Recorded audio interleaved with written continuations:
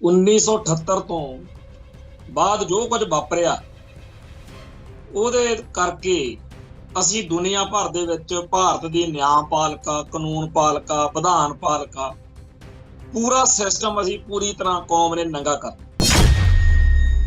ਅਸੀਂ ਅਦਾਲਤਾਂ ਦੇ ਵਿੱਚ ਬੇਦੋਸ਼ੇ ਸਿੱਖਾਂ ਨੂੰ ਉਮਰ ਕੈਦਾਂ ਤੱਕ ਦੇ ਹੁਕਮ ਜਿਹੜੇ ਆ ਉਹਨਾਂ ਦੇ ਸੁਣਾਏ ਜਾਣ ਦੀ ਦਾਸਤਾਨ ਦੁਨੀਆ ਸਾਹਮਣੇ ਲਿਆਂਦੀ।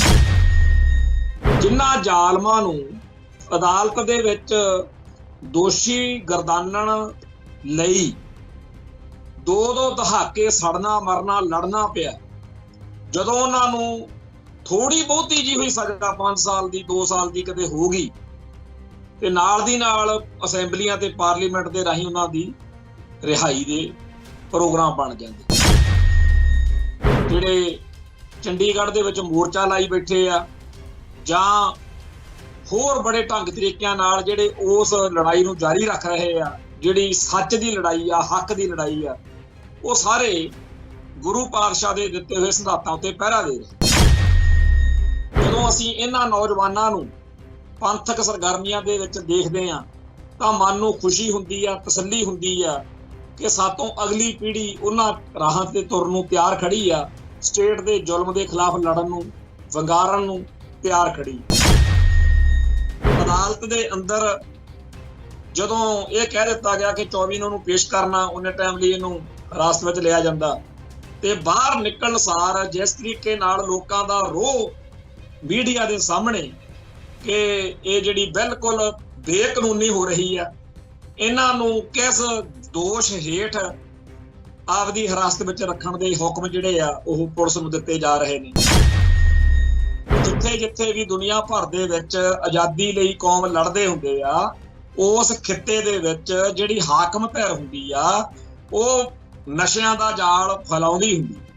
ਸਾਡੀ ਧਰਤੀ ਵੀ, ਅਸੀਂ ਵੀ ਪੰਜਾਬ 'ਚ ਸਿੱਖ ਆਪਦੀ ਆਜ਼ਾਦੀ ਲਈ ਲੜ ਰਹੇ ਲੋਕ, ਜਿਵੇਂ ਪੰਜਾਬੀ ਗਾਇਕਾਂ ਦੇ ਰਾਹੀਂ ਪਿਛਲੇ ਦੌਰ ਦੇ ਵਿੱਚ ਨਸ਼ੇ ਨੂੰ ਪ੍ਰਮੋਟ ਕਰਕੇ, ਅਸ਼ਲੀਲਤਾ ਤੇ ਅਸਭਿਅਕ ਮਾਹੌਲ ਨੂੰ ਪ੍ਰਮੋਟ ਕਰਕੇ ਜੋ ਕੁਝ ਕੀਤਾ ਗਿਆ ਉਹ ਸਾਰਿਆਂ ਦੇ ਸਾਹਮਣੇ।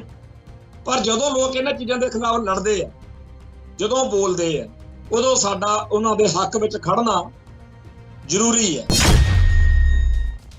TV 84 ਉੱਤੇ ਪ੍ਰੋਗਰਾਮ ਖਬਰ ਦੀ ਖਬਰ ਦੇਖ ਰਹੇ ਸਾਰੇ ਦਰਸ਼ਕਾਂ ਨੂੰ ਮੈਂ ਸਰਬਜੀਤ ਸਿੰਘ ਘੁਮਾਣ ਫਤਿਹ ਅਰਜ਼ ਕਰਦਾ ਜੀ। ਵਾਹਿਗੁਰੂ ਜੀ ਕਾ ਖਾਲਸਾ, ਵਾਹਿਗੁਰੂ ਜੀ ਕੀ ਫਤਿਹ। ਭਾਰਤ ਦਾ, ਇੰਡੀਆ ਦਾ ਜਿਹੜਾ ਨਿਜ਼ਾਮ ਆ, ਜਿਹੜਾ ਸਿਸਟਮ, ਇਹਦੇ ਬਾਰੇ ਸਾਡੀ ਕੌਮ ਨੂੰ ਕੋਈ ਭਰਮ ਭੁਲੇਖਾ ਨਹੀਂ। 1978 ਤੋਂ ਬਾਅਦ ਜੋ ਕੁਝ ਵਾਪਰਿਆ ਉਹਦੇ ਕਰਕੇ ਅਸੀਂ ਦੁਨੀਆ ਭਰ ਦੇ ਵਿੱਚ ਭਾਰਤ ਦੀ ਨਿਆਂਪਾਲਿਕਾ, ਕਾਨੂੰਨ ਪਾਲਿਕਾ, ਵਿਧਾਨ ਪਾਲਿਕਾ ਪੂਰਾ ਸਿਸਟਮ ਅਸੀਂ ਪੂਰੀ ਤਰ੍ਹਾਂ ਕੌਮ ਨੇ ਨੰਗਾ ਕਰ ਅਸੀਂ ਅਦਾਲਤਾਂ ਦੇ ਵਿੱਚ ਬੇਦੋਸ਼ੇ ਸਿੱਖਾਂ ਨੂੰ ਉਮਰ ਕੈਦਾਂ ਤੱਕ ਦੇ ਹੁਕਮ ਜਿਹੜੇ ਆ ਉਹਨਾਂ ਦੇ ਸੁਣਾਏ ਜਾਣ ਦੀ ਦਾਸਤਾਨ ਦੁਨੀਆ ਸਾਹਮਣੇ ਲਿਆਂਦੀ। ਜੁਡੀਸ਼ਰੀ ਕਿਵੇਂ ਧੱਕਾ ਕਰਦੀ ਆ, ਕਿਵੇਂ ਜ਼ੁਲਮ ਕਰਦੀ ਆ, ਉਹ ਨੰਗਾ ਕੀਤਾ।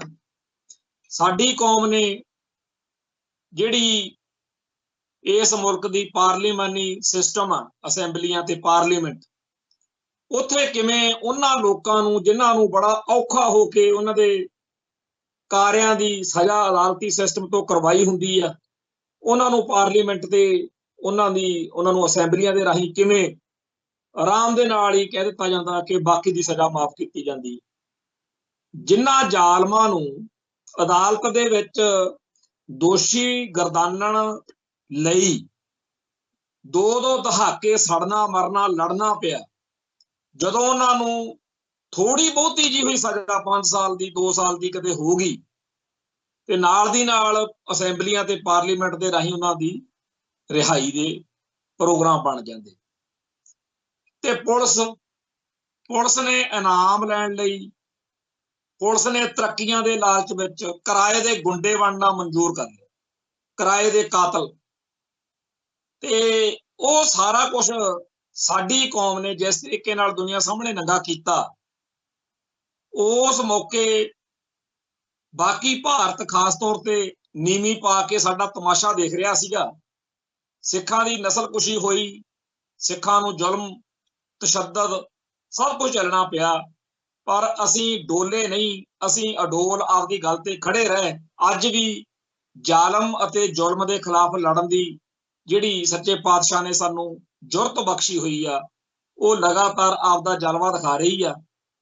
जिहड़े चंडीगढ़ दे विच मोर्चा लाई बैठे आ जां होर बड़े ढंग तरीकिਆਂ नाल जिहड़े उस लड़ाई नूं जारी रख रहे आ, जिहड़ी सच दी लड़ाई आ, हक दी लड़ाई आ, वो सारे गुरु पातशाह दे दिते हुए सिद्धांतां उत्ते पहरा दे रहे।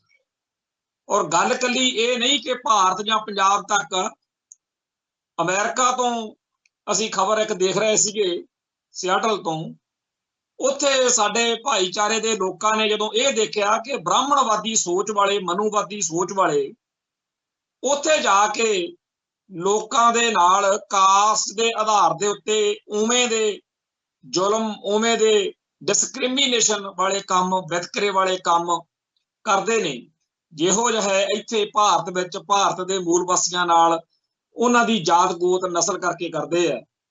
तां साडे कौम दे लोकां ने सरबत दे भले दे कॉन्सैप्ट तहत गैदरिंग कीती, इकट्ठ कीता ते उत्थे ये सारा मसला विचारिया।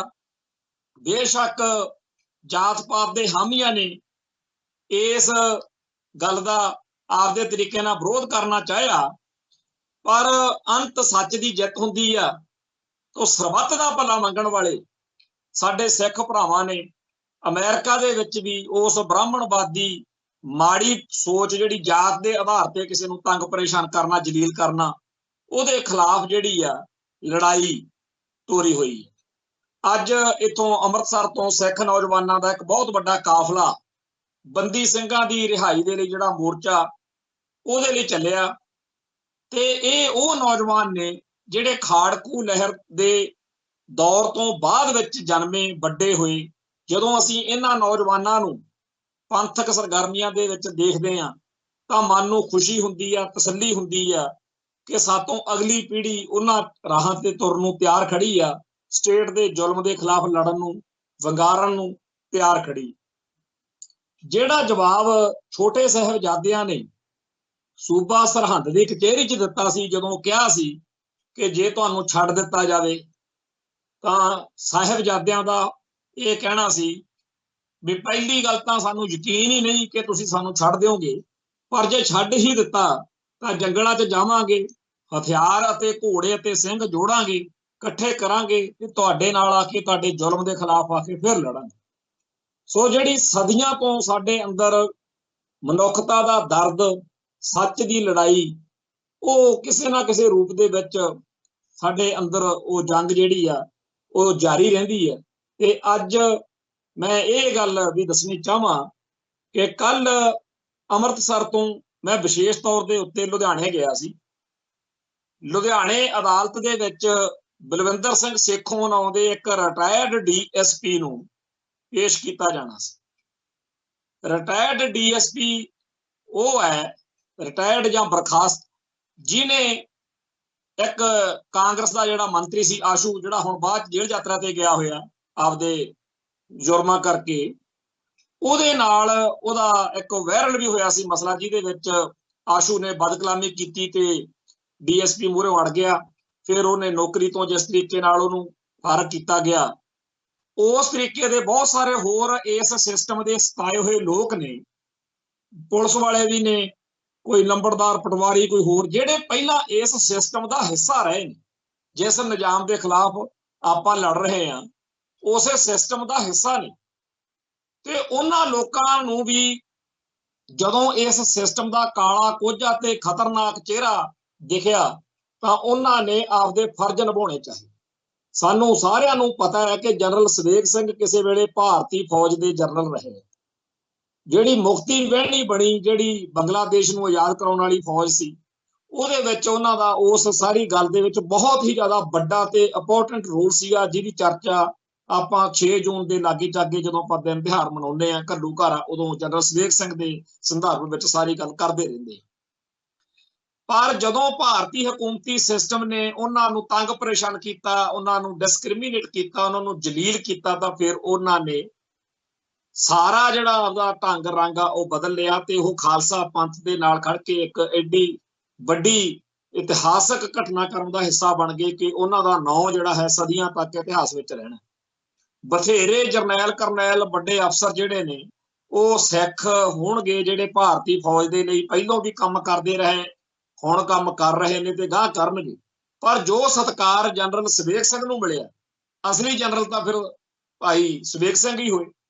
ਇਵੇਂ ਹੀ ਭਾਈ ਸੁਖਦੇਵ ਸਿੰਘ ਉਰਫ ਸੁੱਖਾ ਸਿਪਾਹੀ, ਜਿਹੜਾ ਕਿ ਬਾਅਦ ਵਿੱਚ ਖਾਲਿਸਤਾਨ ਕਮਾਂਡੋ ਫੋਰਸ ਦੇ ਜਨਰਲ ਲਾਭ ਸਿੰਘ ਦੇ ਰੂਪ ਦੇ ਵਿੱਚ ਸਿੱਖ ਕੌਮ ਦੇ ਵਿੱਚ ਪ੍ਰਵਾਨ ਹੋਏ, ਉਹ ਵੀ ਕਿਸੇ ਵੇਲੇ ਪੰਜਾਬ ਪੁਲਿਸ ਵਿੱਚ ਮੁਲਾਜ਼ਮ ਸੀ।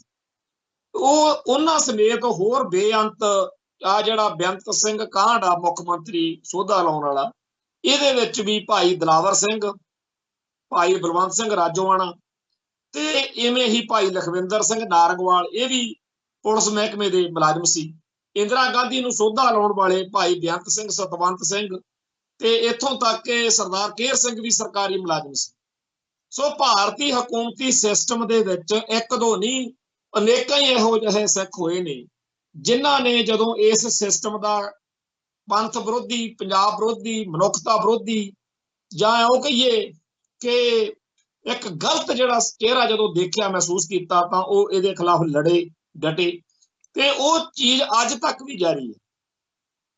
ਕੱਲ ਜਦੋਂ ਬਲਵਿੰਦਰ ਸਿੰਘ ਸੇਖੋਂ ਡੀਐਸਪੀ ਦੇ ਮਾਮਲੇ ਵਿੱਚ ਉੱਥੇ ਅਸੀਂ ਗਏ ਤਾਂ ਮੈਂ ਉਸ ਅਦਾਲਤ 3 ਨੰਬਰ ਕਮਰੇ ਵਿੱਚ ਲੁਧਿਆਣੇ ਬਹੁਤ ਵੱਡੀ ਗਿਣਤੀ ਵਿੱਚ ਉਹਨਾਂ ਲੋਕਾਂ ਨੂੰ ਦੇਖਿਆ ਜੋ ਪੰਜਾਬ ਭਰ ਤੋਂ ਇਸ ਸਿਸਟਮ ਦੇ ਸਤਾਏ ਹੋਏ ਸੀ ਤੇ ਉੱਥੇ ਉਹ ਪਹੁੰਚੇ ਹੋਏ ਸੀ, ਕਿਉਂਕਿ ਬਲਵਿੰਦਰ ਸਿੰਘ ਸੇਖੋਂ ਭਾਰਤੀ ਹਕੂਮਤੀ ਸਿਸਟਮ ਦੇ ਖਿਲਾਫ ਡਟਣ ਵਾਲਾ ਤੇ ਇਸ ਸਿਸਟਮ ਦਾ ਸ਼ਿਕਾਰ ਬਣਨ ਵਾਲਾ ਇੱਕ ਵੱਡਾ ਚਰਚਿਤ ਜਿਹੜਾ ਇਹਨਾਂ ਦਿਨਾਂ 'ਚ ਨਾਂ।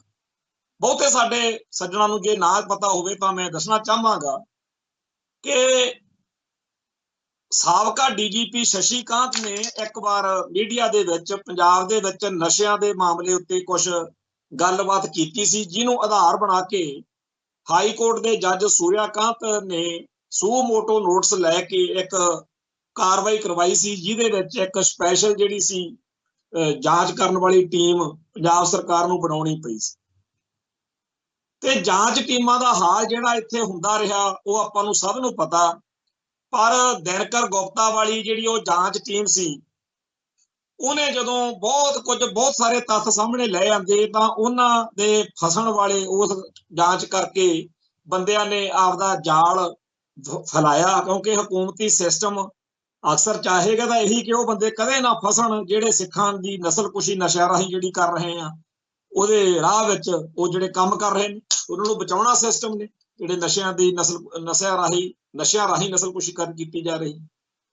ਸੋ ਉਹ ਜਿਹੜੀਆਂ ਰਿਪੋਰਟ ਸੀਗੀਆਂ ਜਿਹੜੀਆਂ ਡਰੱਗ ਬਾਰੇ, ਡਰੱਗ ਦੇ ਮਾਮਲੇ ਤੇ, ਉਹ ਸਾਰੀਆਂ ਦੀਆਂ ਸਾਰੀਆਂ ਬਿਨਾਂ ਉਹਨਾਂ ਤੇ ਕੋਈ ਕਾਰਵਾਈ ਹੋਇਆ ਉਹ ਜਮ੍ਹਾਂ ਹੋ ਗਈ।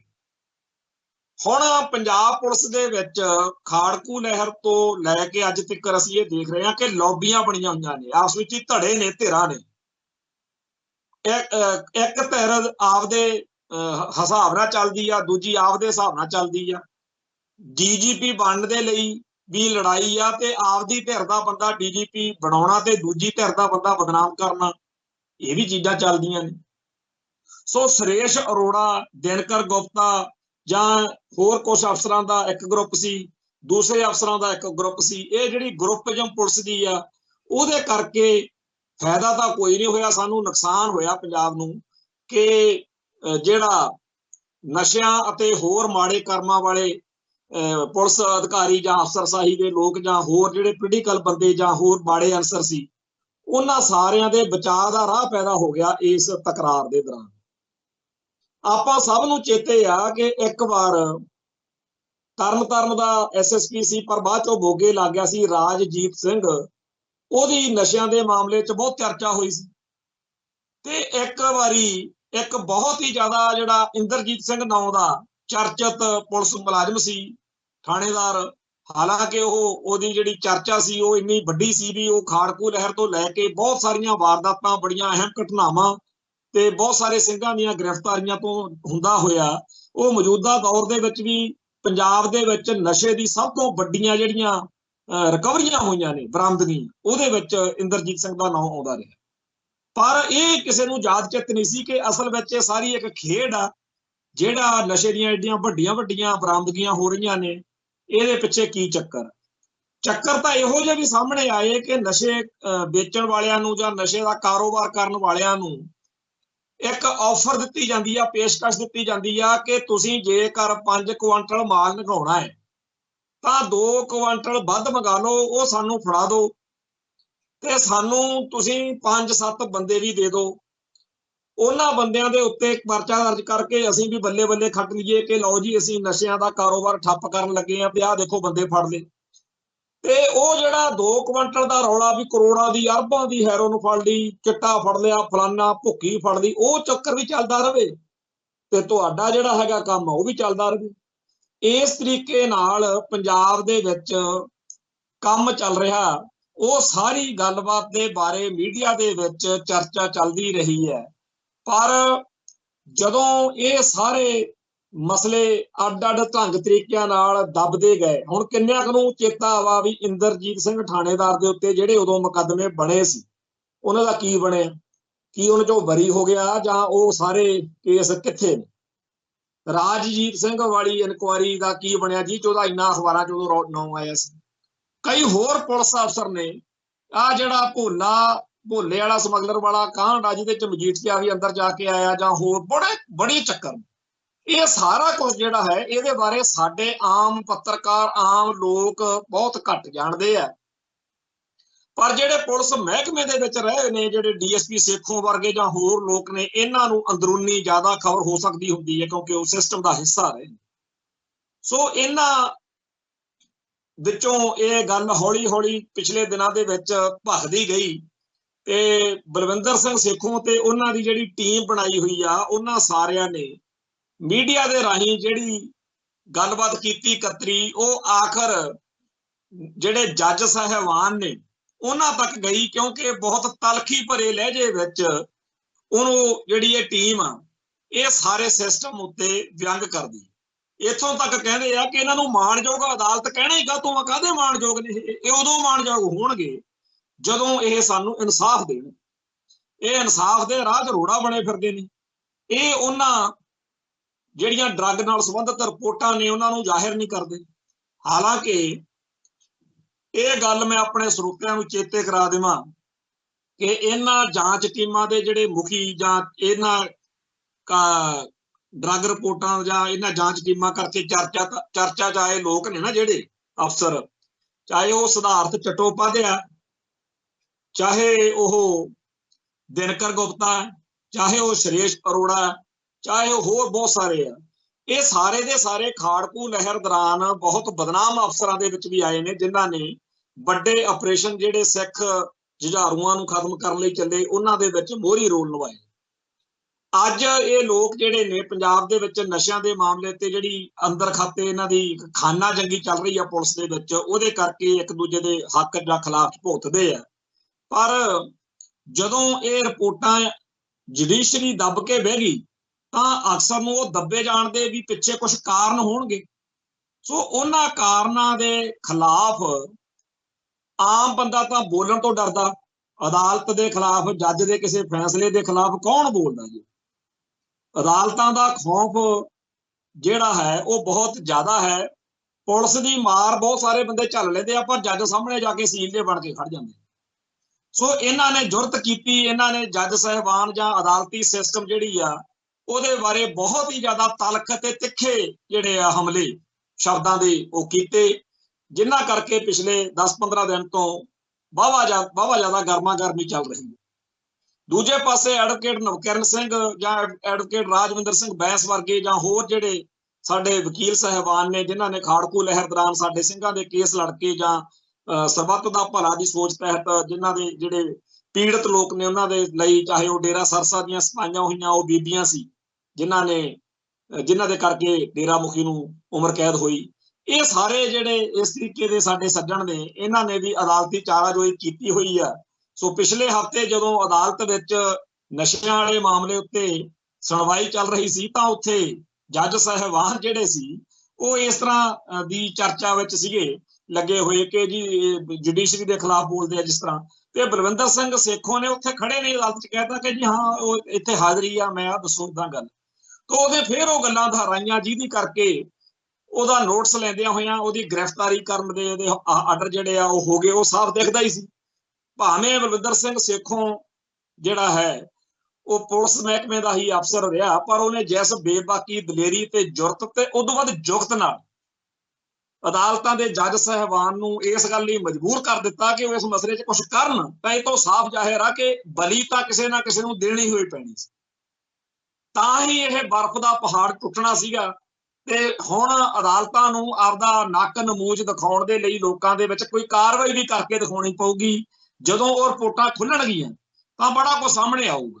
ਉਹ ਰਿਪੋਰਟਾਂ ਕਿਵੇਂ ਖੁੱਲਦੀਆਂ ਨੇ ਜਾਂ ਉਹਦੇ ਤੇ ਕੀ ਕਾਰਵਾਈ ਹੁੰਦੀ ਆ, ਉਹ ਵੀ ਹੁਣ ਇਸ ਵੇਲੇ ਸਾਰਿਆਂ ਦੇ ਧਿਆਨ ਲੱਗਿਆ ਹੋਇਆ। 24 ਤਰੀਕ ਨੂੰ ਜਦੋਂ ਸੁਣਵਾਈ ਹੋਣੀ ਆ ਉਸ ਕੇਸ ਦੀ, ਪਰ ਨਾਲ ਦੀ ਨਾਲ ਇਹ ਹੈਗਾ ਕਿ ਅਦਾਲਤ ਨੇ ਜਿਹੜਾ ਹੁਕਮ ਦਿੱਤਾ ਉਹਦੇ ਤਹਿਤ ਲੁਧਿਆਣਾ ਪੁਲਿਸ ਨੇ ਇਹਨਾਂ ਨੂੰ ਕਸਟਡੀ 'ਚ ਲੈ ਲਿਆ।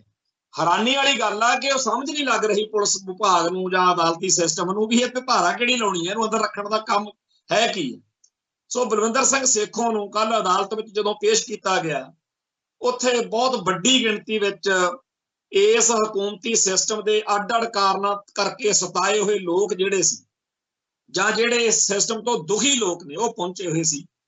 ਅਸੀਂ ਵੀ ਹਾਜ਼ਰੀ ਭਰੀ ਤੇ ਬਹੁਤ ਚੰਗਾ ਲੱਗਿਆ ਕਿ ਜਿੱਥੇ ਇਸ ਮੁਲਕ ਦੇ ਵਿੱਚ ਉਹ ਲੋਕ ਨੇ ਜਿਹੜੇ ਹਰ ਵੇਲੇ ਜਿਵੇਂ ਦਰਾਂ ਦੇ ਉੱਤੇ ਇੱਕ ਵਿਸ਼ਾ ਹੁੰਦਾ ਨਾ ਆਪਣੇ, ਜਿਹਦੇ ਉੱਤੋਂ ਦੀ ਆਪਾਂ ਬੂਟ ਝਾੜ ਕੇ ਅੰਦਰ ਵੜਦੇ ਹਾਂ, ਉਹਨਾਂ ਨੇ ਉਹ ਫਿਤਰਤ ਅਪਣਾਈ ਹੋਈ ਹੈ ਤੇ ਜੁੱਤੀਆਂ ਖਾਓ ਤੇ ਬਸ ਜੀ ਆਰਾਮ ਕਰੋ, ਕੋਈ ਚੱਕਰ ਨਹੀਂ। ਪਰ ਇਸ ਮੁਲਕ ਦੇ ਵਿੱਚ ਬੇਅੰਤ ਲੋਕ ਨੇ ਜਿਨ੍ਹਾਂ ਨੇ ਗਲਤ ਨੂੰ ਗਲਤ ਕਹਿਣ ਦੀ ਜੁਰਤ ਰੱਖੀ ਹੋਈ ਆ, ਜੁਗਤ ਰੱਖੀ ਹੋਈ। ਉਸ ਅਦਾਲਤ ਦੇ ਅੰਦਰ ਜਦੋਂ ਇਹ ਕਹਿ ਦਿੱਤਾ ਗਿਆ ਕਿ 24 ਨੂੰ ਪੇਸ਼ ਕਰਨਾ, ਉਹਨੇ ਟਾਈਮ ਲਈ ਇਹਨੂੰ ਹਿਰਾਸਤ ਵਿੱਚ ਲਿਆ ਜਾਂਦਾ, ਤੇ ਬਾਹਰ ਨਿਕਲਣ ਸਾਰ ਜਿਸ ਤਰੀਕੇ ਨਾਲ ਲੋਕਾਂ ਦਾ ਰੋਹ ਮੀਡੀਆ ਦੇ ਸਾਹਮਣੇ ਕਿ ਇਹ ਜਿਹੜੀ ਬਿਲਕੁਲ ਬੇਕਾਨੂੰਨੀ ਹੋ ਰਹੀ ਆ, ਇਹਨਾਂ ਨੂੰ ਕਿਸ ਦੋਸ਼ ਹੇਠ ਆਪਦੀ ਹਿਰਾਸਤ ਵਿੱਚ ਰੱਖਣ ਦੇ ਹੁਕਮ ਜਿਹੜੇ ਆ ਉਹ ਪੁਲਿਸ ਨੂੰ ਦਿੱਤੇ ਜਾ ਰਹੇ ਨੇ, ਉਹ ਬਹੁਤ ਚੰਗਾ ਲੱਗੇ। ਖੈਰ, ਸਾਡਾ ਇਸ ਗੱਲ ਨਾਲ ਮਤਲਬ ਇਹ ਹੈ ਕਿ ਪੰਜਾਬ ਦੇ ਵਿੱਚ ਵੈਸੇ ਤਾਂ ਜਿੱਥੇ ਵੀ ਦੁਨੀਆ ਭਰ ਦੇ ਵਿੱਚ ਆਜ਼ਾਦੀ ਲਈ ਕੌਮ ਲੜਦੇ ਹੁੰਦੇ ਆ, ਉਸ ਖਿੱਤੇ ਦੇ ਵਿੱਚ ਜਿਹੜੀ ਹਾਕਮ ਧਿਰ ਹੁੰਦੀ ਆ ਉਹ ਨਸ਼ਿਆਂ ਦਾ ਜਾਲ ਫੈਲਾਉਂਦੀ ਹੁੰਦੀ। ਸਾਡੀ ਧਰਤੀ ਵੀ, ਅਸੀਂ ਵੀ ਪੰਜਾਬ 'ਚ ਸਿੱਖ ਆਪਦੀ ਆਜ਼ਾਦੀ ਲਈ ਲੜ ਰਹੇ ਲੋਕ। ਸੋ ਨਸ਼ੇ ਤੇ ਦੂਸਰਾ ਹੁੰਦਾ ਬਈ ਅਸਭਿਅਕ ਅਸ਼ਲੀਲਤਾ ਦੇ ਰਾਹ ਤੋਰੋ ਤਾਂ ਕਿ ਇਹਨਾਂ ਦੇ ਕੋਲੋਂ ਉਹ ਸਾਰਾ ਕੁਝ ਖੋਹ ਲਿਆ ਜਾਵੇ, ਜਿਹੜੀ ਨੈਤਿਕਤਾ, ਜਿਹੜੀ ਇਹਨਾਂ ਨੂੰ ਚੜ੍ਹਦੀ ਕਲਾ ਦਾ ਅਹਿਸਾਸ ਲੜਨ ਮਰਨ ਦੇ ਰਾਹ ਤੋਰਦਾ, ਉਹਦੇ ਨਾਲ ਪੁੱਠੀਆਂ ਆਦਤਾਂ ਪਾਓ। ਸੋ ਜਿਵੇਂ ਪੰਜਾਬੀ ਗਾਇਕਾਂ ਦੇ ਰਾਹੀਂ ਪਿਛਲੇ ਦੌਰ ਦੇ ਵਿੱਚ ਨਸ਼ੇ ਨੂੰ ਪ੍ਰਮੋਟ ਕਰਕੇ, ਅਸ਼ਲੀਲਤਾ ਤੇ ਅਸਭਿਅਕ ਮਾਹੌਲ ਨੂੰ ਪ੍ਰਮੋਟ ਕਰਕੇ ਜੋ ਕੁਝ ਕੀਤਾ ਗਿਆ ਉਹ ਸਾਰਿਆਂ ਦੇ ਸਾਹਮਣੇ ਹੈ। ਪਰ ਜਦੋਂ ਲੋਕ ਇਹਨਾਂ ਚੀਜ਼ਾਂ ਦੇ ਖਿਲਾਫ ਲੜਦੇ ਆ, ਜਦੋਂ ਬੋਲਦੇ ਆ, ਉਦੋਂ ਸਾਡਾ ਉਹਨਾਂ ਦੇ ਹੱਕ ਵਿੱਚ ਖੜਨਾ ਜ਼ਰੂਰੀ ਹੈ। ਇਹ ਜ਼ਰੂਰੀ ਨਹੀਂ ਕਿ ਜਿਸ ਬੰਦੇ ਨੇ ਸਿਸਟਮ ਨਾਲ ਪੰਗਾ ਲਿਆ ਉਹ ਵੀ ਖਾਲਿਸਤਾਨੀ ਹੀ ਹੋਵੇ ਜਾਂ ਖਾਲਿਸਤਾਨ ਦਾ ਝੰਡਾ ਚੱਕਿਆ ਹੋਵੇ, ਪਰ ਸਾਡਾ ਇਹ ਫਰਜ਼ ਜਾਂ ਸਾਡਾ ਇਹ ਹੱਕ ਜ਼ਰੂਰ ਬਣਦਾ ਕਿ ਇਹੋ ਜਿਹੇ ਲੋਕਾਂ ਦੀ ਹਮਾਇਤ, ਇਹੋ ਜਿਹੇ ਲੋਕਾਂ ਨੂੰ ਹੌਸਲਾ ਦਈਏ। ਕੱਲ ਅਦਾਲਤ ਵਿੱਚ ਉਸ ਬਲਵਿੰਦਰ ਸਿੰਘ ਸੇਖੋਂ ਦੀ ਧੀ ਅਤੇ ਉਹਦੀ ਜੀਵਨ ਸਾਥਣ ਨੂੰ ਮਿਲੇ, ਉਹਨਾਂ ਨੂੰ ਹੌਸਲਾ ਦਿੱਤਾ, ਉਹਨਾਂ ਨੂੰ ਨਾਲ ਖੜਨ ਦੀ ਗੱਲ ਕਹੀ, ਉਹਨਾਂ ਨੂੰ ਦੱਸਿਆ ਕਿ ਜਦੋਂ ਮੈਂ ਸ਼ਿੰਗਾਰ ਸਿਨੇਮਾ ਬੰਬ ਕਾਂਡ ਦੇ ਵਿੱਚ ਮੈਨੂੰ ਨਜਾਇਜ਼ ਫਸਾਇਆ ਸੀ, ਉਦੋਂ ਮੇਰੇ ਆਨੰਦ ਕਾਰਜ ਹੋਏ ਨੂੰ ਸਿਰਫ 5 ਮਹੀਨੇ ਹੋਏ ਸੀ, ਤੇ ਧੰਨਦੇ ਆ ਉਹ ਪਰਿਵਾਰ, ਮੇਰੀ ਸਿੰਘਣੀ, ਜਿਨ੍ਹਾਂ ਨੇ ਸਾਥ ਦਿੱਤਾ। ਤੇ ਤੁਹਾਡੇ ਉੱਤੇ ਇਹ ਇੱਕ ਪਰਖ ਦੀ ਘੜੀ ਆ, ਡੋਲਣਾ ਨਹੀਂ, ਅਸੀਂ ਤੁਹਾਡੇ ਨਾਲ। ਇਹ ਇੱਕ ਜੰਗ ਵਾ ਜਿਹੜੀ ਤੁਹਾਡੇ ਪਰਿਵਾਰ ਨੇ ਸ਼ੁਰੂ ਕੀਤੀ ਆ, ਤੇ ਬੜਾ ਚੰਗਾ ਲੱਗਿਆ ਕਿ ਅਮਰੀਕਾ ਤੋਂ ਆਈ ਹੋਈ ਸੇਖੋਂ ਸਾਹਿਬ ਦੀ ਬੇਟੀ ਨੇ ਵੀ ਸਿਸਟਮ ਦੇ ਨਾਲ ਜਿਹੜੀ ਇਹ ਜੰਗ ਉਹਨਾਂ ਦੇ ਪਰਿਵਾਰ ਨੇ ਛੇੜੀ ਆ, ਉਹਦੇ ਵਿੱਚ ਆਪਦਾ ਰੋਲ ਨਿਭਾਉਣ ਲਈ ਅਮਰੀਕਾ ਤੋਂ ਆ ਕੇ ਇਹ ਗੱਲ ਨੂੰ ਅੱਗੇ ਤੋਰਿਆ ਹੋਇਆ। ਹੁਣ ਗੱਲ ਇਹ ਹੈ ਬਈ ਜਿਹੜਾ ਨਸ਼ਿਆਂ ਦੇ ਮਾਮਲੇ ਵਿੱਚ ਇਸ ਤਰੀਕੇ ਦੇ ਨਵੇਂ ਪੜਾਕੇ ਪੈਣੇ ਆ, ਕਿਉਂਕਿ ਉਹ ਰਿਪੋਰਟਾਂ ਜਦੋਂ ਖੁੱਲਣੀਆਂ ਨੇ, ਬਹੁਤ ਸਾਰੇ ਇਹੋ ਜਿਹੇ ਚਿਹਰੇ ਨੰਗੇ ਹੋਣੇ ਆ ਪੁਲਿਸ ਮਹਿਕਮੇ ਦੇ ਜਾਂ ਹੋਰ, ਜਿਨ੍ਹਾਂ ਬਾਰੇ ਬਹੁਤੇ ਲੋਕਾਂ ਨੂੰ ਇਸ ਵੇਲੇ ਨਹੀਂ ਪਤਾ। ਐਵੇਂ ਨਹੀਂ पता नहीं की कुछ किया गया होना उन्हां रिपोर्टां नूं दबी रखण दे लई। पर जिहड़ियां अदालतां इत्थे बेदोशियां दे उत्ते जुल्म करन लगियां, स्कैंट लाउंदियां ने, ਉਹ ਇੰਨੇ टाइम चुप रहियां। ते अज जेकर बलविंदर सिंह सेखों दे जां उन्हां दे साथियां दे राहीं ਇਹ ਗੱਲ ਹੁਣ ਕਹਿੰਦੇ ਤੁਹਾਡਾ ਲਹਿਜਾ ਬੜਾ ਮਾੜਾ। ਭਾਈ ਜਦੋਂ ਕੋਈ ਬੰਦਾ ਦੁਖੀ ਹੁੰਦਾ, ਜਦੋਂ ਪੰਜਾਬ ਦੇ ਵਿੱਚ ਆਏ ਦਿਨ ਨਸ਼ਿਆਂ ਕਰਕੇ ਇੰਨੇ ਨੌਜਵਾਨ ਮਰ ਰਹੇ ਹੋਣ, ਤਾਂ ਫਿਰ ਉੱਥੇ ਭਾਈ ਲੋਕ ਦੁਖੀ ਹੋਏ ਏਦਾਂ ਹੀ ਪਿੱਟਦੇ ਹੁੰਦੇ। ਖੈਰ, ਨਸ਼ਿਆਂ ਦੇ ਨਾਲ ਸਾਡਾ ਇੱਕ ਹੋਰ ਅੱਜ ਬੜਾ ਅਹਿਮ ਮਸਲਾ ਹੈ ਕਿ ਪਤਾ ਲੱਗਿਆ ਕਿ ਜਿਹੜਾ ਦਲਜੀਤ ਦੋਸਾਂਝ ਫਿਲਮੀ ਕਲਾਕਾਰ ਹੈ, ਉਹ ਚਮਕੀਲੇ ਦੇ ਨਾਂ ਤੇ ਕੋਈ ਫਿਲਮ ਬਣ ਰਹੀ ਆ। ਅਮਰ ਸਿੰਘ ਚਮਕੀਲਾ ਪੰਜਾਬ ਦੇ ਵਿੱਚ ਖਾੜਕੂ ਲਹਿਰ ਦੌਰਾਨ ਮਾਰਿਆ ਗਿਆ ਸੀ ਤੇ ਉਸ ਦੇ ਕਤਲ ਤੋਂ ਬਾਅਦ ਵਿੱਚ ਇਹ ਚਰਚਾ ਉਦੋਂ ਵੀ ਚੱਲਦੀ ਰਹੀ ਕਿ ਇਹ ਠੀਕ ਆ ਕਿ ਗਲਤ ਹੈ।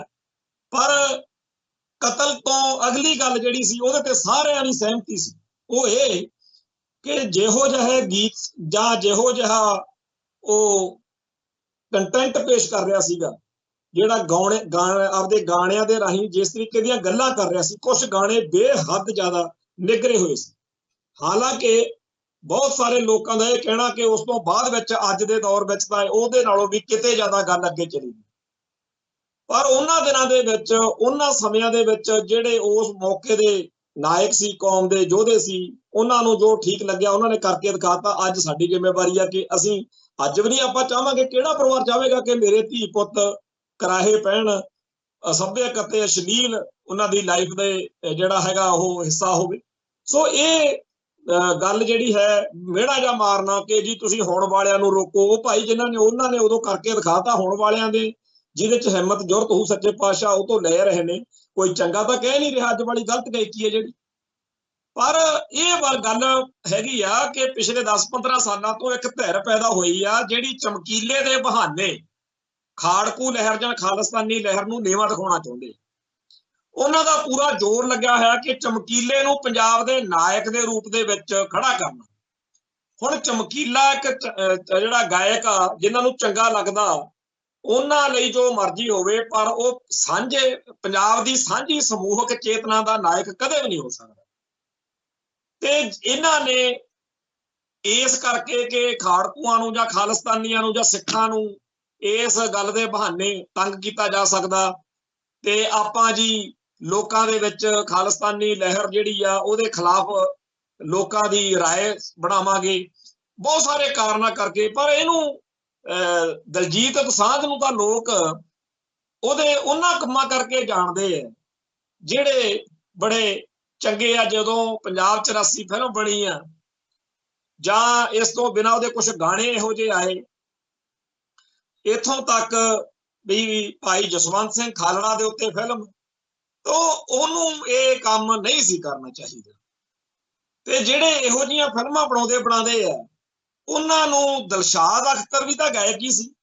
ਦਿਲਸ਼ਾਦ ਅਖਤਰ ਉਹਦੇ ਕਈ ਗਾਣੇ ਜਿਹੜੇ ਨੇ ਉਹ ਅਸੀਂ ਦੇਖਦੇ ਹਾਂ ਕਿ ਪੰਜਾਬ ਦੇ ਜੁਝਾਰੂਆਂ ਦੇ ਹੱਕ ਵਿੱਚ ਨੇ। ਚਮਕੀਲੇ ਨੇ ਵੀ ਨਾਮ ਜਪ ਲੈ, ਤਲਵਾਰ ਮੈਂ ਕਲਗੀ ਧਰਦੀ ਆ ਵਰਗੇ ਗੀਤ ਗਾਏ ਨੇ। ਪਰ ਦਿਲਸ਼ਾਦ ਅਖਤਰ ਜਿਹੜਾ ਉਹਨੂੰ ਡੀਐਸਪੀ ਸਵਰਨ ਸਿੰਘ ਹੁੰਦਲ ਨੇ 95-96 ਦੀ ਗੱਲ ਆ, 96 ਦੀ ਗੱਲ ਹੋਣੀ ਆ ਮੇਰੇ ਖਿਆਲ, ਫਰਵਰੀ 96 ਵੀ ਇੱਥੇ ਅੰਮ੍ਰਿਤਸਰ ਗੁਰਦਾਸਪੁਰ ਇਲਾਕੇ ਦੇ ਵਿੱਚ ਸਿੰਘਪੁਰਾ ਪਿੰਡ ਆ, ਉੱਥੇ ਡੇਰਾ ਬਾਬਾ ਨਾਨਕ ਵਾਲੇ ਪਾਸੇ ਦੱਸਦੇ ਆ ਰਮਦਾਸ ਕੋਲੇ, ਉੱਥੇ ਅਖਾੜੇ ਦੇ ਵਿੱਚ ਉਹਨੂੰ ਦਿਲਸ਼ਾਦ ਅਖਤਰ ਨੂੰ ਡੀਐਸਪੀ ਸਵਰਨ ਸਿੰਘ ਹੁੰਦਲ ਨੇ ਕਿਹਾ ਕਿ ਜੀ ਉਹ ਹੰਸ ਦਾ ਗਾਣਾ ਫਲਾਨਾ ਉਹ ਗਾ। ਉਹਨੇ ਮਨਾ ਕੀਤਾ ਕਿ ਮੈਂ ਕਿਸੇ ਦਾ ਗਾਣਾ ਨਹੀਂ, ਮੇਰੇ ਆਪਦੇ ਗਾਣੇ ਆ, ਮੈਂ ਉਹ ਗਾਉਣਾ। ਜੋ ਵੀ ਗੱਲ ਸੀ ਉੱਥੇ ਤਕਰਾਰ ਹੋਈ ਤੇ ਡੀਐਸਪੀ ਨੂੰ ਬੜਾ ਗਰੂਰ ਸੀਗਾ ਆਪਦੀ ਹੈਂਕੜ। ਉਦੋਂ ਖਾੜਕੂ ਲਹਿਰ ਦੌਰਾਨ ਇਹਨਾਂ ਨੇ ਜੋ ਕੁਝ ਕੀਤਾ ਉੱਤੇ ਪਰਚੇ ਪਹਿਲਾਂ ਵੀ ਕਈਆਂ ਦੇ ਚੱਲਦੇ ਆ, ਕਈ ਉਹ ਚੱਲਦੇ ਸੀ ਉੱਤੇ ਉਦੋਂ ਡੀਐਸਪੀ। ਉਹਨੇ ਫੜ ਕੇ ਆਪਦੇ ਗਨਮੈਨ ਤੋਂ AK-47 ਨਾਲ ਦਿਲਸ਼ਾਦ ਅਖਤਰ ਨੂੰ ਗੋਲੀਆਂ ਨਾਲ ਭੁੰਨ ਦਿੱਤਾ। ਉਹਨੂੰ ਥੋੜੇ ਟਾਈਮ ਲਈ ਨੌਕਰੀ ਤੋਂ ਡਿਸਮਿਸ ਵੀ ਕੀਤਾ, ਫਿਰ ਉਹਨੂੰ ਬਹਾਲ ਵੀ ਕਰ ਲਿਆ। ਉਹ ਪੂਰੀ ਤਨਖਾਹ ਲੈ ਕੇ ਆਪਦੀ ਜਦੋਂ ਰਿਟਾਇਰ ਹੋਇਆ 2002 ਚ, ਉਸ ਤੋਂ ਬਾਅਦ ਵਿੱਚ ਇੱਥੇ ਅੰਮ੍ਰਿਤਸਰ ਉਹ ਗੋਪਾਲ ਨਗਰ ਹੀ ਰਹਿੰਦਾ ਸੀਗਾ। ਤੇ ਬਹੁਤ ਜ਼ਿਆਦਾ ਮਾਨਸਿਕ ਸੰਤਾਪ ਸੀ ਕਿਉਂਕਿ ਉਹਨੂੰ ਹਰੇਕ ਬੰਦਾ ਇਹੀ ਲੱਗਦਾ ਸੀਗਾ ਵੀ ਮੈਨੂੰ ਗਾਲਾਂ ਕੱਢਦਾ ਮੇਰੇ ਖਿਲਾਫ। ਮਾਨਸਿਕ ਤੌਰ ਤੇ ਬੜਾ ਉਹਨੇ ਬਿਮਾਰੀਆਂ ਹੋ ਗਈਆਂ, ਸ਼ੂਗਰ ਸ਼ਾਗਰ ਹੋਰ ਕਈ। ਭਾਵੇਂ ਜਿਹੜੇ ਕੁਲਦੀਪ ਮਾਣਕ ਜਾਂ ਮੁਹੰਮਦ ਸਦੀਕ ਜਾਂ ਪੰਜਾਬੀ ਦੇ ਹੋਰ ਗਾਇਕ ਸੀ, ਉਹ ਇਹ ਉਹਦੇ ਇਨਸਾਫ ਲਈ, ਦਿਲਸ਼ਾਦ ਅਖਤਰ ਲਈ ਲੜਦੇ ਲੁੜਦੇ ਰਹੇ, ਪਰ ਕੋਈ ਸੁਣਵਾਈ ਨਹੀਂ ਹੋਈ। ਅਖੀਰ ਉਹਦੇ ਉੱਤੇ CBI ਦੇ ਪੰਜਾਬ ਦੇ ਖਾੜਕੂ ਸਿੰਘਾਂ ਨੂੰ ਜਾਂ ਹੋਰ ਬੇਦੋਸ਼ੇ ਨੌਜਵਾਨਾਂ ਨੂੰ ਕਤਲ ਕਰਨ ਦੇ ਵੀ ਕੇਸ ਸੀ ਸਵਰਨ ਸਿੰਘ ਹੁੰਦਲ ਤੇ। ਅਖੀਰ ਉਹਨੇ ਰਾਈਫਲ ਦੀ ਜਿਹੜੀ ਗੋਲੀ ਆਪਦੇ ਆਪ ਨੂੰ ਆਪ ਮਾਰ ਲਈ, ਖੁਦਕੁਸ਼ੀ ਕਰ ਗਈ। ਹੁਣ ਖੁਦਕੁਸ਼ੀ ਉਹਨੇ ਕੀਤੀ। ਹੁਣ ਇਹ ਜਿਹੜੀ ਕਹਾਣੀ ਆ ਕਿ ਪੰਜਾਬ ਦਾ ਇੱਕ ਗਾਇਕ ਸੀ, ਉਹਨੂੰ ਉਸ ਬੁੱਚੜ ਪੁਲਿਸੀਏ ਨੇ, ਜਿਹਨੇ ਪਹਿਲਾਂ ਵੀ ਬੇਦੋਸ਼ੇ ਸਿੱਖ ਮਾਰੇ ਸੀ, ਉਸੇ ਚੇਤਨਾ, ਉਸੇ ਨਜ਼ਰੀਏ ਤੋਂ ਉਹਨੂੰ ਖੂਨ ਬਹਾਉਣਾ ਲੋਕਾਂ ਦਾ, ਬੇਦੋਸ਼ਾਂ ਦਾ ਚੰਗਾ ਲੱਗਦਾ ਸੀ, ਤੇ ਉਹਨੇ ਸ਼ਰੇਆਮ ਅਖਾੜੇ ਦੇ ਵਿੱਚ ਗੋਲੀ ਮਾਰੀ। ਇਹ ਫਿਲਮ ਵੀ ਤਾਂ ਫਿਲਮਾਂ ਵਾਲੇ ਬਣਾ ਸਕਦੇ, ਪਰ ਇੱਥੇ ਪੁਲਿਸ ਨਾਲ ਪੰਗਾ ਕੌਣ ਲਵੇ? ਇਹਨਾਂ ਨੂੰ ਲੱਗਦਾ ਕਿ ਪੁਲਿਸ ਥੋੜੀ ਜਿਹੀ ਦਿਖਾਈ ਦੀ ਆ ਮਾੜੀ, ਪੁਲਿਸ ਦਾ ਹੀਰੋ ਦਿਖਾਈ ਦੀ ਹੈ। ਸੋ ਚਮਕੀਲੇ ਉੱਤੇ ਫਿਲਮਾਂ ਬਣਾਈਆਂ ਜਾ ਰਹੀਆਂ। ਹੁਣ ਪੰਜਾਬ ਦੀ ਧਰਤੀ ਦੇ ਜਿਹੜੇ ਨਾਇਕ ਨੇ, ਜਾਂ ਪੰਜਾਬ ਦੀ ਧਰਤੀ ਦੇ ਜਿਹੜੇ ਲੋਕਾਂ ਦੀ ਨਜ਼ਰ ਦੇ ਵਿੱਚ ਹੀਰੋ ਨੇ, ਉਹ ਕੌਣ ਹੋਣੇ ਚਾਹੀਦੇ ਆ? ਉਹ ਪੰਜਾਬ ਨੂੰ ਪਹਿਲਾਂ ਪਤਾ। ਪੰਜਾਬ ਨੇ ਕਦੇ ਵੀ ਚਮਕੀਲੇ ਨੂੰ ਜਾਂ ਇਹੋ ਜਿਹੇ ਹੋਰ ਲੋਕਾਂ ਨੂੰ ਇਸ ਤਰੀਕੇ ਨਾਲ, ਇਹ ਨਹੀਂ ਕਿ ਉਹਨਾਂ ਦੀ ਗਾਇਕੀ ਨੂੰ ਕੋਈ ਸੁਣਦਾ ਕਰਦਾ ਨਹੀਂ, ਸੁਣਦੇ ਕਰਦੇ, ਅੱਜ ਵੀ ਸੁਣਦੇ, ਉਦੋਂ ਵੀ ਸੁਣਦੀ ਸੀ ਦੁਨੀਆ, ਪਰ ਉਹਨਾਂ ਨੂੰ ਨਾਇਕ ਨਹੀਂ ਮੰਨਿਆ ਪੰਜਾਬ ਨੇ ਕਦੇ। ਤੋ ਉਹਨਾਂ ਨੂੰ ਨਾਇਕ ਵਜੋਂ ਬਣਾਉਣ ਦੇ ਲਈ ਜਿਸ ਤਰੀਕੇ ਨਾਲ ਦਿਲਜੀਤ ਦਾ, ਪੰਜਾਬੀ ਦਿਲਜੀਤ ਦੋਸਾਂਝ ਜਿਹੜਾ ਕਲਾਕਾਰ ਆ, ਗਾਇਕ ਆ, ਉਹਨੂੰ ਜਿਸ ਤਰੀਕੇ ਨਾਲ ਵਰਤਿਆ ਗਿਆ, ਇਹ ਬੜੀ ਮਾੜੀ ਗੱਲ ਜਿਹੜੀ ਹੈਗੀ ਆ ਮਹਿਸੂਸ ਹੋ ਰਹੀ ਹੈ। ਹੁਣ ਇਹ ਫਿਲਮ ਬਣ ਗਈ ਆ ਜਾਂ ਬਣ ਰਹੀ ਆ ਜਾਂ ਕੀ ਆ, ਇਹ ਤਾਂ ਵਾਹਿਗੁਰੂ ਜਾਣੇ, ਪਰ ਸਾਡੀਆਂ ਸਿੱਖ ਸਫਾਂ ਦੇ ਵਿੱਚ ਜਿਸ ਤਰੀਕੇ ਨਾਲ ਇਸ ਗੱਲ ਦਾ ਵਿਰੋਧ ਹੋ ਰਿਹਾ, ਇਹਦੇ ਤੋਂ ਸੇਧ ਲੈ ਕੇ ਦਿਲਜੀਤ ਦੋਸਾਂਝ ਨੂੰ ਖੁਦ ਚਾਹੀਦਾ, ਜੇ ਉਹਦਾ ਕੋਈ ਸੱਜਣ ਮਿੱਤਰ, ਉਹਦੇ ਮਾਪੇ, ਉਹਦੇ ਭੈਣ ਭਰਾ, ਉਹਦੇ ਓੜਵੇਂ ਕੋੜਵੇਂ ਚੋਂ ਕੋਈ ਵੀ ਸੱਜਣ ਹੋਵੇ, ਜਾਂ ਸਾਡੇ ਸਰੋਤਿਆਂ ਵਿੱਚੋਂ ਕੋਈ ਇਹੋ ਜਿਹਾ ਹੋਵੇ, ਉਹ ਇਹ ਜ਼ਰੂਰ ਸੁਨੇਹਾ ਉਹਨੂੰ ਦੇਣਾ ਚਾਹੀਦਾ ਕਿ ਦਿਲਜੀਤ ਦੋਸਾਂਝ ਭਾਈ, ਤੇਰੀ ਪੰਥ ਵਿੱਚ, ਕੌਮ 'ਚ, ਸਿੱਖ ਸਮਾਜ ਵਿੱਚ ਬਹੁਤ ਸਾਰੇ ਕਾਰਨਾਂ ਕਰਕੇ ਚੰਗੀ ਸਾਖ ਬਣੀ ਹੋਈ ਆ, ਤੇ ਇੱਥੇ ਗੁਰਦਾਸ ਮਾਨ ਦੀ ਕਿਸੇ ਵੇਲੇ ਬੜੀ ਲੋਕਾਂ ਦੇ ਵਿੱਚ ਕਦਰ ਸੀਗੀ, ਪਰ ਪੰਜਾਬੀ ਬੋਲੀ ਦੇ ਬਾਰੇ ਮਾੜੇ ਚੰਗੇ ਬਚਨ ਬੋਲ ਕੇ, ਬੱਤੀ ਬਣਾ ਲਾ ਕਹਿ ਕੇ, ਜੋ ਕੁਝ ਉਹਨੇ ਹਾਸਲ ਕਰ ਲਿਆ ਉਹ ਕੁਝ ਤੇਰੇ ਨਾਲ ਹੋਊਗਾ। ਜਿਵੇਂ ਕਹਿੰਦੇ ਆ ਵੀ ਸਦੀਆਂ ਬਣ ਜਾਂਦੀਆਂ ਨੇ, ਆਪਦੀ ਇੱਜ਼ਤ ਬਣਾਉਣ ਨੂੰ ਸਦੀਆਂ ਲੱਗ ਜਾਂਦੀਆਂ, ਸਾਲਾਂ ਦਰ ਸਾਲ ਲੱਗ ਜਾਂਦੇ, ਵਰੇ ਲੱਗ ਜਾਂਦੇ। ਤੇ ਇੱਕ ਨਿੱਕੀ ਜੀ ਗਲਤੀ, ਉਹ ਇੱਕ ਸ਼ੇਅਰ ਆ ਨਾ, ਲਮਹੇ ਨੇ ਖਤਾ ਕੀ ਸਦੀਆਂ ਨੇ ਸਜ਼ਾ ਪਾਈ ਹੈ, ਉਹ ਗੱਲ ਹੋ ਜਾਂਦੀ ਆ ਵੀ ਫਿਰ ਜਦੋਂ ਇੱਕ ਵਾਰੀ ਲੈ ਜਾਂਦੀ ਆ ਨਾ, ਫਿਰ ਉਹ ਦੁਬਾਰਾ ਉਹ ਗੱਲ ਬਣਦੀ ਨਹੀਂ। ਖੈਰ, ਜੇ ਪੰਜਾਬੀ ਬੋਲੀ ਦਾ ਜ਼ਿਕਰ ਛੜਿਆ ਤਾਂ ਆਪਾਂ ਇਹ ਚਰਚਾ ਵੀ ਨਾਲ ਲੱਗਦੇ ਕਰ ਹੀ ਲਈਏ ਕਿ ਭਗਵੰਤ ਮਾਨ ਨੇ ਪਿਛਲੇ ਦਿਨਾਂ ਦੇ ਵਿੱਚ ਬੜੇ ਦਮਗਜੇ ਮਾਰੇ, ਬੜੇ ਦਬਕੇ ਜੇ ਮਾਰੇ ਕਿ ਪੰਜਾਬ ਦੇ ਵਿੱਚ ਪੰਜਾਬੀ ਹੋਣੀ ਚਾਹੀਦੀ ਆ, ਤੇ ਨਹੀਂ ਪਤਾ ਨਹੀਂ ਕੀ ਚੱਕ ਦਿਆਂਗੇ। ਪਰ ਗੱਲ ਇਹ ਆ ਕਿ ਉਹਦਾ ਸਾਰਾ ਉਹ ਜਿਹੜਾ ਸੀ ਰਾਮ ਰੌਲਾ, ਉਹ ਬਿਲਕੁਲ ਬੇਕਾਰ ਗਿਆ। ਪੰਜਾਬ ਦੇ ਬਾਜ਼ਾਰਾਂ ਦੇ ਵਿੱਚ, ਦਫ਼ਤਰਾਂ 'ਚ, ਘਰਾਂ 'ਚ ਜਾਂ ਹੋਰਨਾਂ ਥਾਵਾਂ ਦੇ ਉੱਤੇ ਕੁਝ ਵੀ ਨਹੀਂ ਬਦਲਿਆ।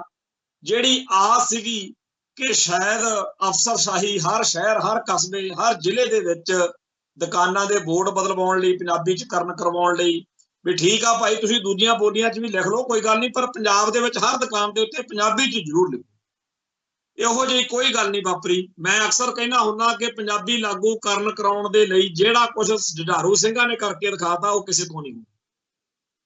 1990-91 ਦੇ ਵਿੱਚ ਪੰਜਾਬੀ ਮਾਂ ਬੋਲੀ ਦੇ ਹੱਕ ਵਿੱਚ ਜਿਸ ਤਰੀਕੇ ਨਾਲ ਖਾੜਕੂ ਧਿਰਾਂ ਨੇ ਐਲਾਨ ਕੀਤਾ, ਉਹ ਸਿਰਫ ਐਲਾਨ ਨਹੀਂ ਸੀ। ਉਦੋਂ ਹਾਲ ਇਹ ਸੀ ਕਿ ਸਰਕਾਰੀ ਦਫ਼ਤਰਾਂ 'ਚ ਕਰਮਚਾਰੀ ਜਿਹੜੇ ਕੰਮ ਕਰਦੇ ਆ, ਜਿਹੜੇ ਬਾਹਲੇ ਨਖਰੇ ਝਾੜਦੇ ਆ ਵੀ ਸਾਨੂੰ ਬੜੀ, ਅਸੀਂ ਅੰਗਰੇਜ਼ੀ ਜਾਣਦੇ ਆ, ਉਹਨਾਂ ਨੂੰ ਸਭ ਤੋਂ ਵੱਧ ਫਿਕਰ ਪਿਆ ਹੁੰਦਾ ਸੀਗਾ ਵੀ ਘਰ ਨੂੰ ਆਪਣੇ ਪਿੰਡ ਵੀ ਜਾਣਾ।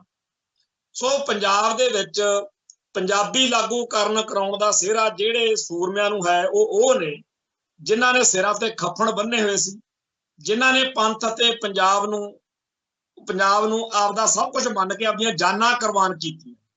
ਸੋ ਜਿਹੜੇ ਇਹ ਕਹਿੰਦੇ ਆ ਨਾ ਵੀ ਸਿਸਟਮ 'ਚ ਯਕੀਨ ਰੱਖੋ, ਮੁੱਖ ਮੰਤਰੀ ਫੇਲ ਆ, ਪੰਜਾਬ ਸਰਕਾਰ ਫੇਲ ਆ ਪੰਜਾਬ 'ਚ ਪੰਜਾਬੀ ਲਾਗੂ ਕਰਾਉਣ ਨੂੰ। ਇਹ ਤਾਂ ਚਲੋ ਜਿਹੋ ਜਿਹੇ ਹੈਗੇ ਸੋ ਹੈਗੇ। ਇਦੋਂ ਪਹਿਲਾਂ ਬਾਦਲ ਵਾਲਿਆਂ ਨੇ ਬੜੇ ਇਸ ਗੱਲ ਤੋਂ ਮਾਰੇ ਆ ਵੀ ਅਸੀਂ ਚੱਕ ਦੇਣੇ ਆ ਫੱਟੇ।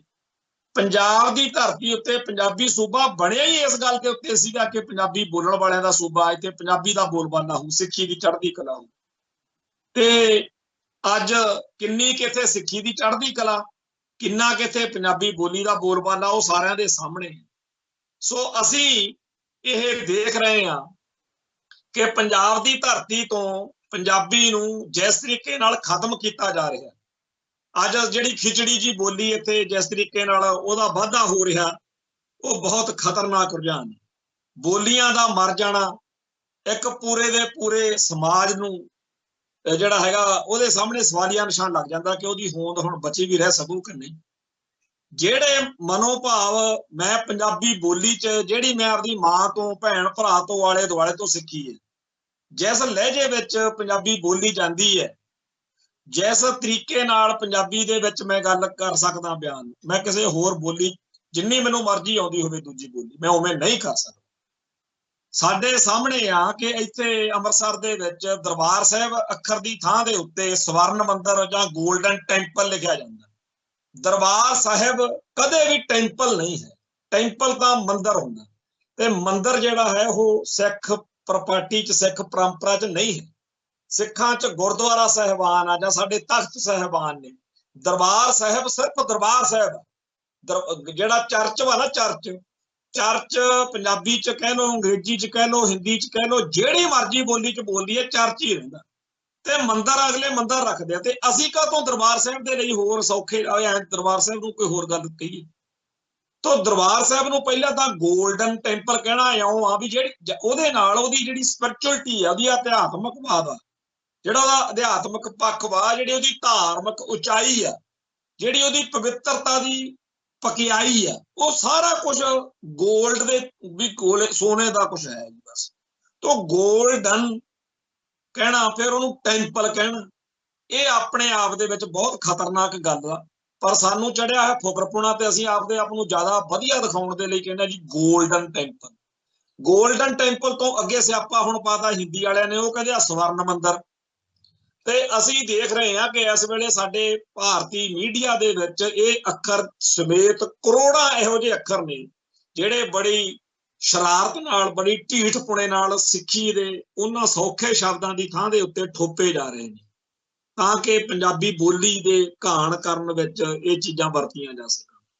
ਸੋ ਅਸੀਂ ਇਹ ਗੱਲ ਕਹਿਣੀ ਚਾਹੁੰਦੇ ਹਾਂ ਕਿ ਬੇਸ਼ੱਕ ਭਗਵੰਤ ਮਾਨ ਦੀ ਸਰਕਾਰ ਵੀ ਇਸ ਗੱਲ ਦੇ ਵਿੱਚ ਕੋਈ ਮਾਰਕਾ ਨਹੀਂ ਮਾਰ ਸਕੀ, ਪਰ ਆਸ ਤਾਂ ਸਭ ਤੋਂ ਵੱਧ ਸਾਨੂੰ ਸਾਡੀ ਨੀਲੀ ਪੱਗ ਵਾਲਿਆਂ ਤੋਂ ਰਹਿੰਦੀ ਆ, ਅਕਾਲੀ ਦਲ ਤੋਂ ਰਹਿੰਦੀ।